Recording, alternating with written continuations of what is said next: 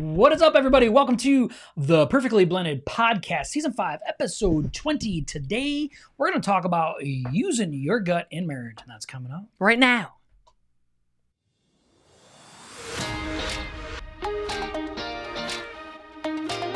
Thank you so much for joining us on the Perfectly Blended Podcast. This podcast is for blended families, for couples that want to strengthen their marriage and want a brighter future. Perfectly Blended exists to break the stigma of divorce, drop the shame and guilt holding you back, and equip marriages to thrive instead of just survive.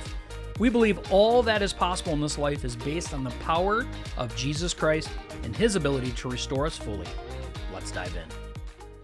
What is up, everybody? Let's dive in, okay? We're going to dive in today. Today, we're going to talk about the gut, right? We're going to talk about your gut. But before we do all He's of like that, hopped up on Mountain Dew or something. Coke Zero, man. It's good stuff. Oh my God. Man. No. So we're going to talk about the gut. Anyway, before we do that, tell us what's going on, woman. So, if you don't know, we do have a group that's private called Christian Couples and Blended Families. And we do now, tonight was one of those nights. Every other Tuesday, we go live within that group. It's a private group. It's private. From 6 to 6:30. Tonight it was more like 6:15 to 6:45 because we had some technical difficulties. Hopefully those are ironed out for next time. I hope so too. Jeez, oh pizza. So if you are not part of that group, we invite you to become part of that group. Find it on Facebook. It's Christian Couples with Blended Families. Yep. And then you can also be part of that. We want, get ideas from people of what people would like to hear us talk about.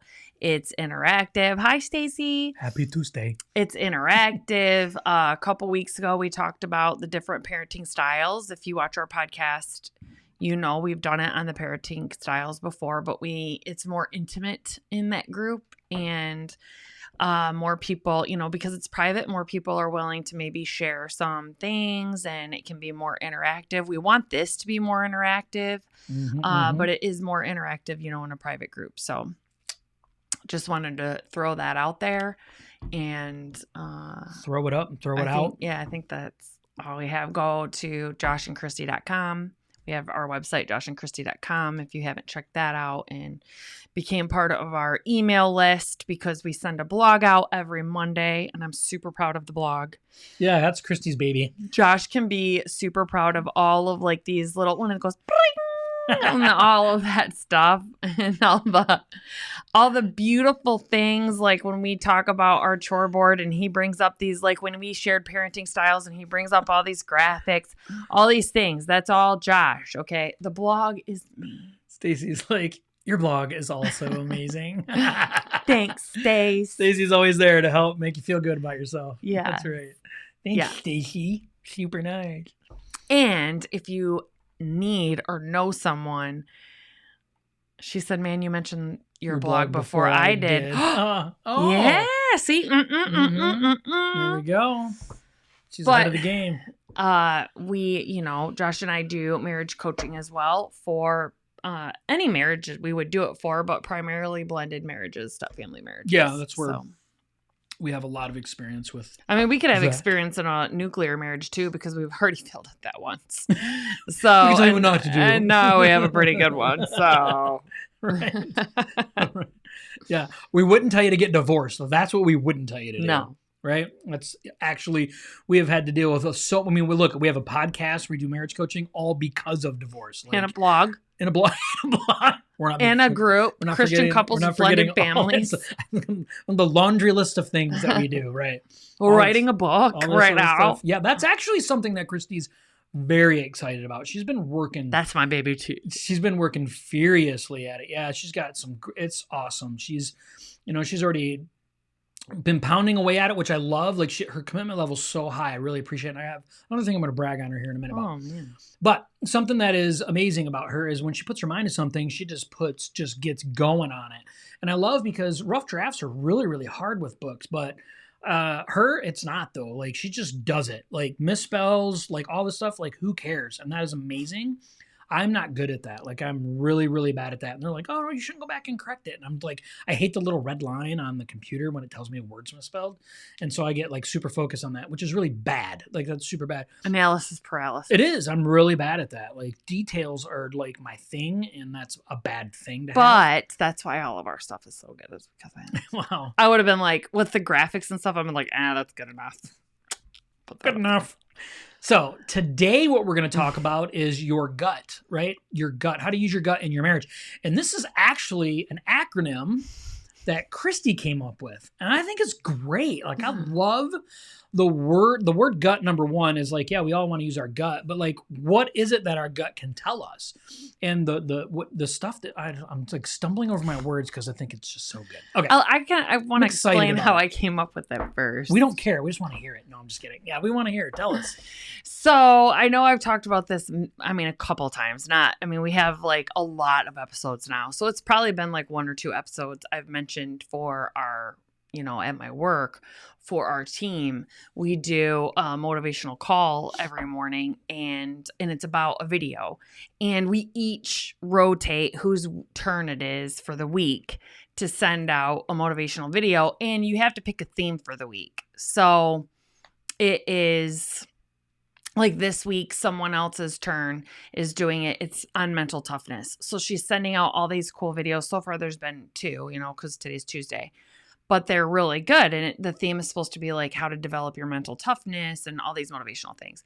And next week, though, happens to be my week. And there's 7 or 8 of us. So it's a while. It's like a couple months before it comes to be your turn. And so I just happened to be yesterday looking through videos on things, and I started doing it on like team culture and what's the biggest, thing that toxicity for culture.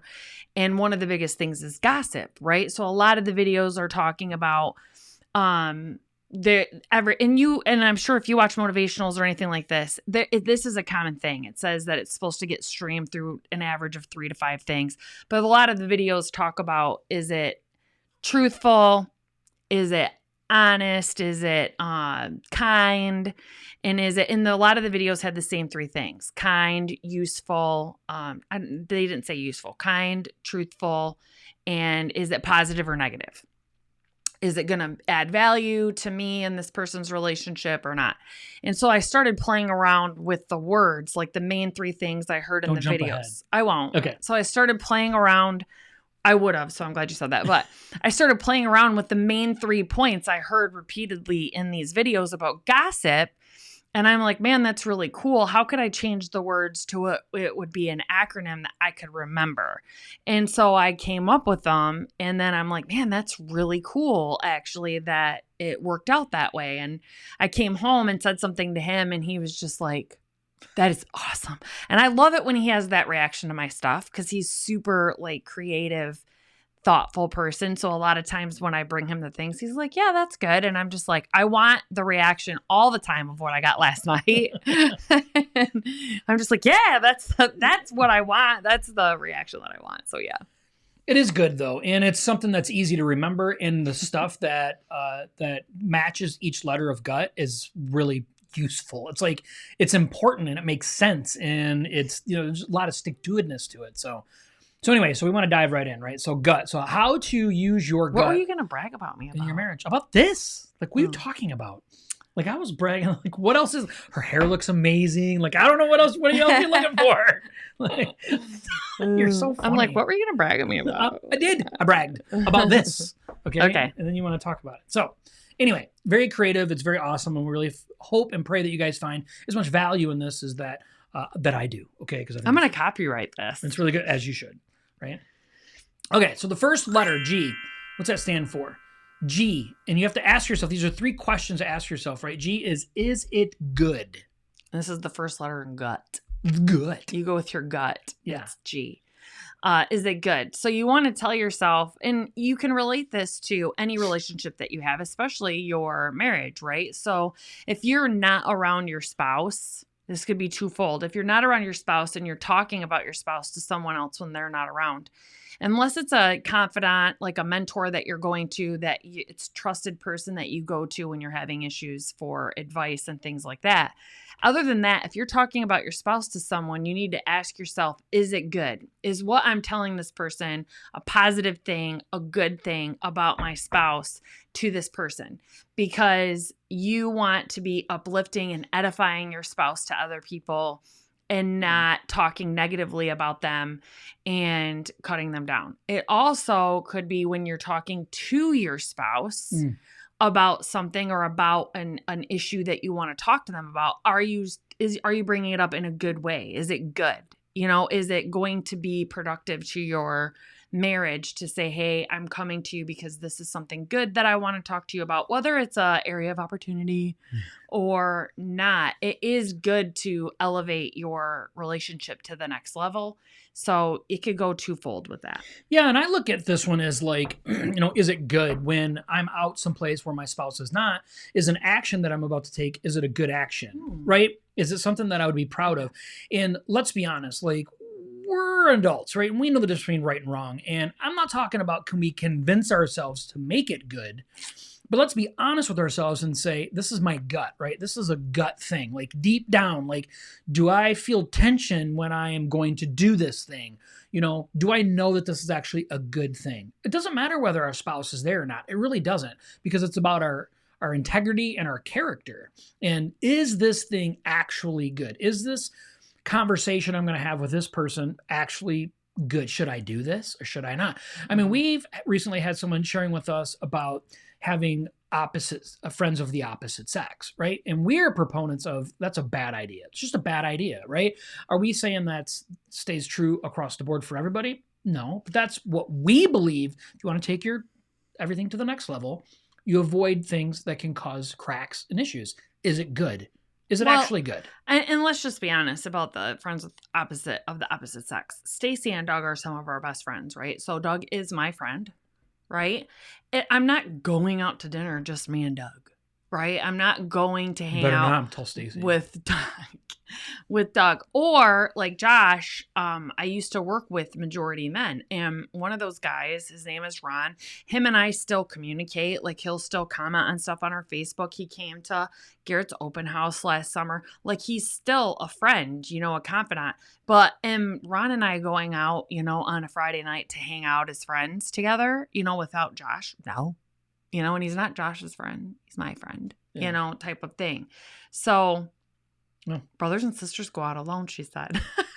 This isn't West Virginia. It's an inside joke. It's an inside joke. So Doug and I actually grew up together, people. And whenever we're all together, Stacy's like, I swear you two are brother and sister, separated at birth or something, because you guys have so much in common. So yeah, we're so alike. That is funny. She's all laughy. That is so funny. It is funny because they are very, very similar humans. Very, very similar. But I think it's easy for us to convince ourselves, right? To tell ourselves, especially in second marriages and beyond, like, it's easy to say, this is fine. Like, I'm good with this. I'm okay with this. Yeah, but is it good and healthy for your marriage? Is this a good thing? Is this adding, a good idea to what's going on? And most of the time we know, I'm not even saying most of the time, all the time, we know better. Like, we just know better. It's not adding strength to our marriage. It's not we know that whether it's good or bad. And so I just love this one. We can reach into our gut. If it gives us a weird queasy feeling, you shouldn't be doing it. Flat out, right? Mm-hmm. It's not good. Use your gut. Okay, that's the G. The U, you have to ask yourself, is it useful? Mm-hmm.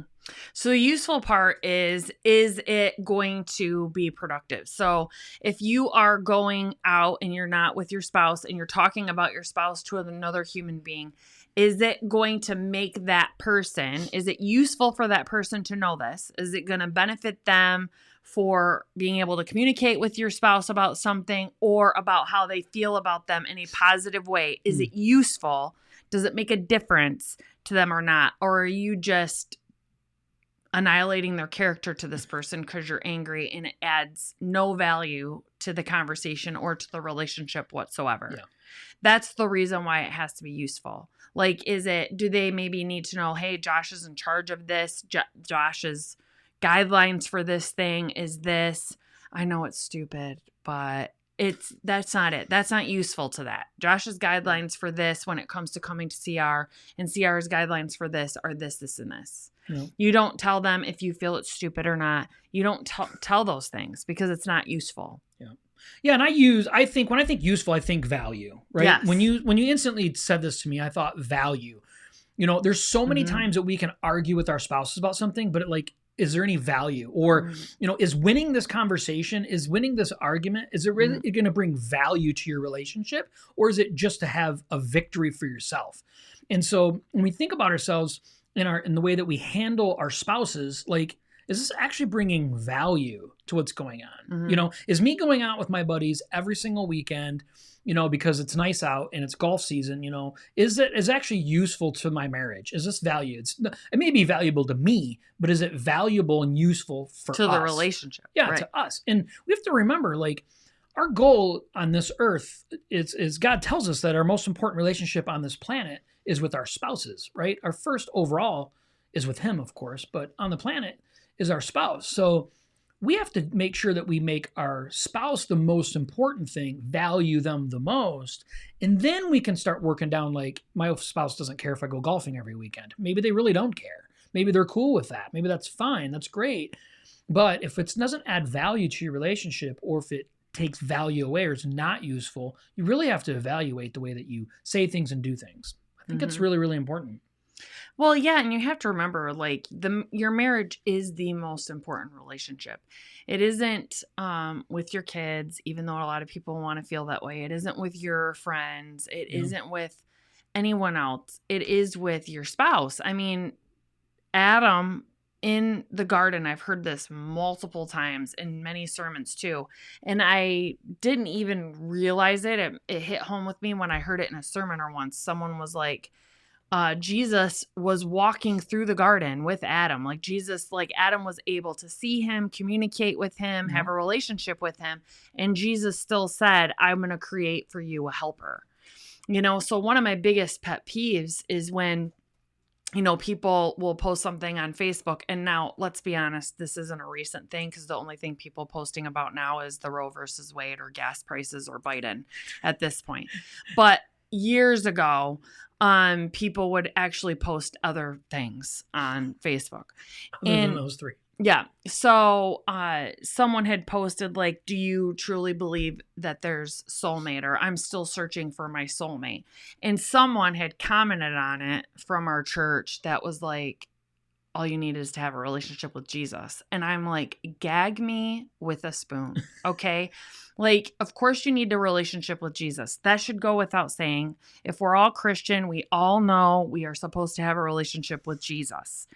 But do we truly believe that there's a soulmate out there, or our person that we can, do this life with as best friends? And no, it's not going to be perfect, but yet we can be perfect for each other. We can fight perfectly and never actually feel like I want to leave you when we're fighting, just like you're annoying me when we're fighting type of thing.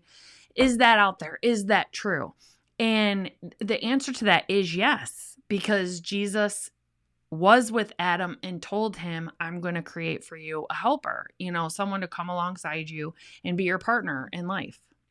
Yeah, real quick before we say what Stacy's talking about, I want to talk about real quick about the whole soulmate thing. I've heard so many times, even on Facebook, we've posted it before, and people are all like, there is no such thing as soulmates. All love takes work. You don't have to be in love in marriage. Marriage, there is no in love. You have to work towards love. And well, duh. All relationships take work for love. All of them do. But do you believe you guys are connected on a special deep level? Do you believe that? Yeah, I believe that.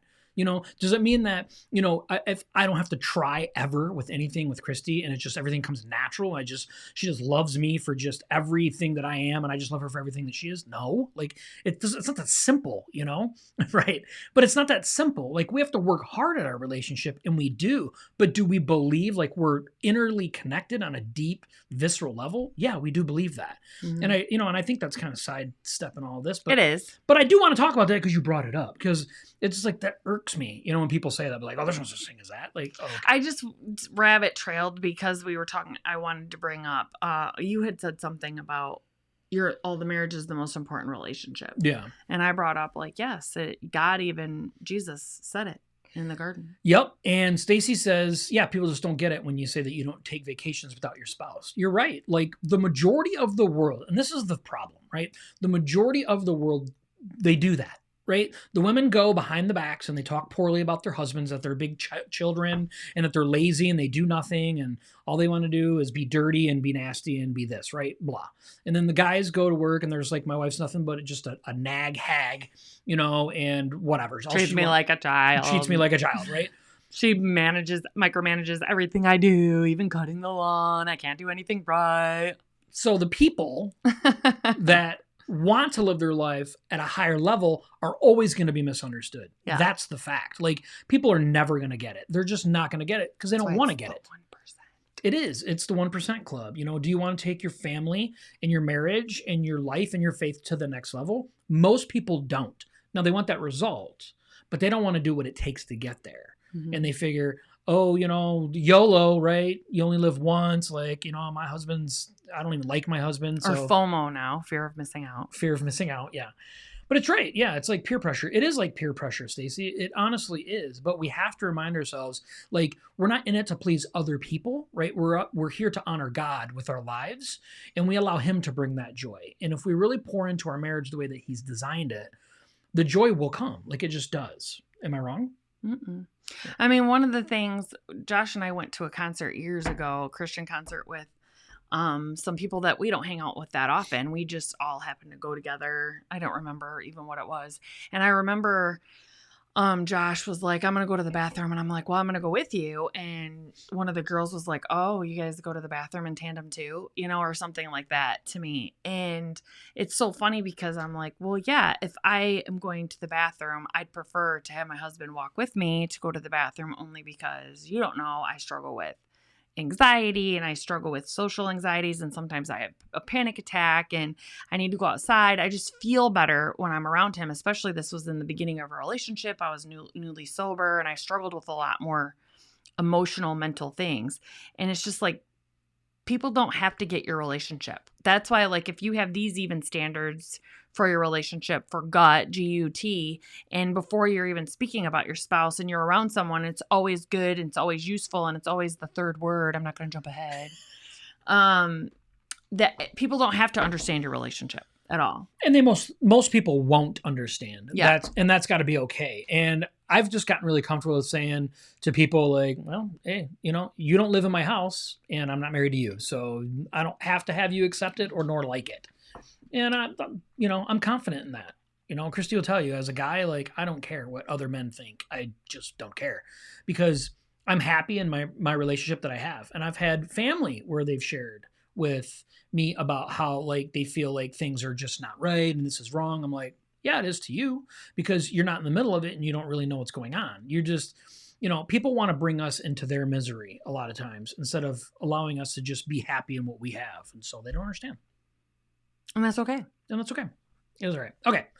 Third letter, right? G-U and then T. So T stands for, is it true? You put you. Oh, there it is. It's supposed to be a T. Is you true? Is you true? Actually, I bet I could change it right this second. I'm going to. I can change it. Oh my God. I'm going to change it right now on the fly. I'm going to change it. Oh, that's Boom. So cute to me. Save. Let me hang on. Where's my cursor? I don't know. I don't know where that.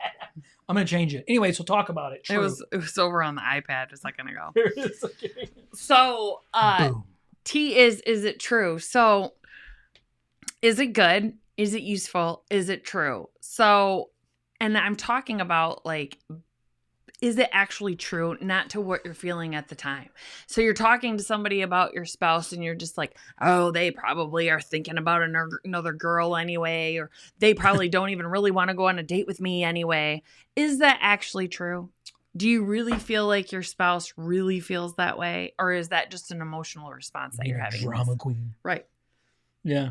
Yeah. And I think it is. A lot of times we have to ask ourselves, is this reality? Like, is this the real truth that's going on? Right. Or are we just taking, like Kristy's saying, are we making assumptions? I mean, she's talked about it before. We've talked about it before, the thought bubble thing. It's so easy to do, especially when you get married and you're married for a while. You really get really good at predicting your spouse to a certain degree, which really becomes dangerous because you assume something's true when most likely it's not true. And then that can cause all kinds of major issues. And our gut tells us usually the first response, like what we're really feeling deep down, we have to ask ourselves, okay, is this a fear that I'm feeling? Like, is this just fear? Or is this really my gut telling me I need to check the validity of this to check to see if it's true or not?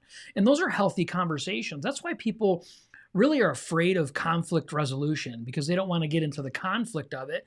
Because first off, if you've been married for 8 years or whatever, like we have been, you say to yourselves, like, I'm afraid to approach my spouse on this and ask them if it's true or not, because they're going to get mad and be like, you should know by now. Well, We've that's been married for 9 years. For 9 years. Thank you. 8 plus 1. Married for 9 years. But the important thing is you have to ask yourself, like, okay, but we have to, that's a different problem, right? If you can't come to your spouse and talk to them openly and honestly about the things that you're concerned about, that's a whole other side issue. But the point is you have to learn how to embrace truth and say, I need to talk to my spouse about this just to make sure. Well, even when you're talking to your spouse too, like I said, this can be twofold. Even when you're talking to your spouse, I can do this all the time too, is I speak in infinites, right? Like I'm just like, you always do this every time, every single time. It'll never change. And that's not true. Okay. That's just giving falseness to the conversation and trying to make them feel worse or embellishing things. So, and a lot of the things is that I saw and read is it needs to pass through before you say it or talk about it. It needs to at least pass 2 of the 3 things for you to be able to talk about it to a person or to your spouse or to whoever. Is it good? Is it useful? Is it true? Those are the things that you need to go through. And that's your gut. Check your gut. Check your gut in your marriage. Check your gut. Make sure, like, things that are going on that you're checking, right? That we're not just flying on the whim of our pants of like, this is the way things have always been, like Kristy's saying, this playing in infinites, just like this is the way that it's always been. So this is just how it is, and that's an unfair, that's not caring about taking your marriage to the next level. It's not saying, hey, I'm not leaving things where they are. I'm checking my gut. Like, is it good? Is it useful? Is it true? Are these are things that most marriages won't do. They don't do because it gets real easy and comfortable to just ignore things, sweep things under the rug, stay away from things. I don't want to talk about it. It gets real comfortable in that. I mean, every once in a while, Kristy and I'll go through something where we get a little bit of space that kind of starts to grow with some of that. And then quickly it's like, no, we can't let that fester. Like we can't allow it to happen. We got to check our gut. Well, and you also could have that be if you're a super sensitive person, because sometimes in the relationship, like when Josh and I first started dating, I was the super sensitive person because I had a lot more healing, a lot farther way to go than he did. And a lot of times, if maybe he said something to me, I should have filtered it through those 3 things before I got upset. What is it good what he's telling me? Do I need to get upset about this? Is it useful what he's telling me? Is it true what he's telling me? Before I just get upset, about it and be like, yeah, it was useful. He's trying to, is it true? If he said, you're just being right now difficult to deal with, and me being like, oh, I am not difficult. I'm not difficult. Right. Right. Is it a true statement that he's saying in that time? Yeah. But to me, when I think always, he's telling me I'm a difficult person always, right? So then I think, okay, well, he's not going to deal with a difficult person forever, so he's going to eventually leave me. And then that's where my brain would go. And then I'd get upset about it. Yeah. But am I a difficult person to deal with in that moment? Am I being difficult? Yeah. So is it useful that he told me that? Probably. To open me up, to be able to talk about whatever the issue was at the time in our relationship. Yeah, and I think it's really important that we talk about not just about delivering true, but receiving true. Yeah. Doing both, giving and receiving true. And I think it's really important that we are able to be open-minded in our relationship and open-hearted with our spouse. And we understand that comes from a high level of intimacy and trust.